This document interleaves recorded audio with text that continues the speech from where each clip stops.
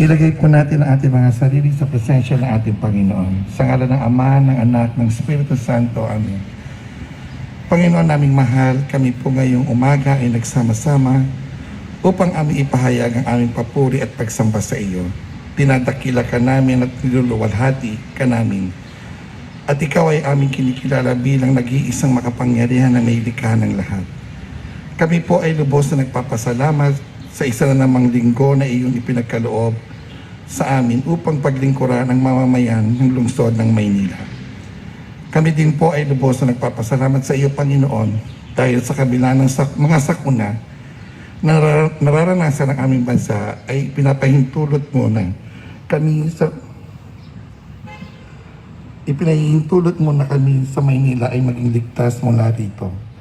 Kasabay din po nito aming ipinapanalangin na makaahaw ng aming mga kababayan na tibayin ng aming mga puso upang mapagtagumpayan ang anumang pagsubok na iyong ibinibigay sa amin. Sapat na lakas ng katawan, isipan at iyong paggabay, Panginoon, ang amin naman pong hiling at dalangin para sa aming alkalde, Isko Moreno Dumagoso, Vice Alkalde, Dr. Maria Sheila Hani Lacuna Pangan, mga konsehal at lahat ng opisyal at kawani ng pamalaang lungsod. Ngayon higit sa lahat ay sumasamo kami ng iyong patnubay upang mapaglingkuran na may tunay na malasakit ang mga taong umaasa sa gobyerno. Pagkaisahin mo ang aming mga damdamin at isipan upang sama-sama naming marating ang ganap na kaayusan at kaunlaran. Ang lahat ng ito ay maitaimtim naming dasal sa iyo. Sa ngalan ng iyong anak na si Jesucristo. Amen.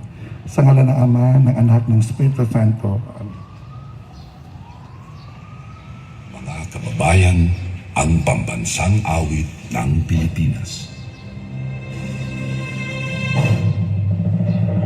Kayang magiging sa sigatanan, alam ng puso, sa higit ko'y buhay.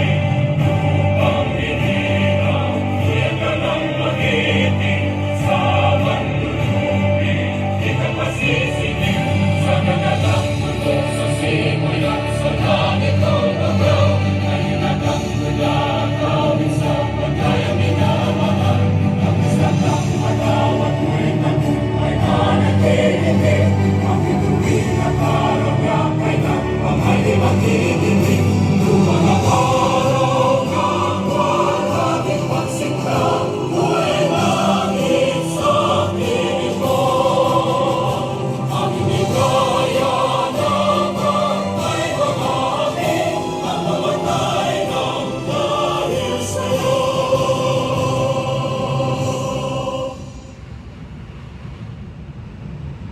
Panunumpa ng katapatan sa watawat ng Pilipinas. Ako ay Pilipino.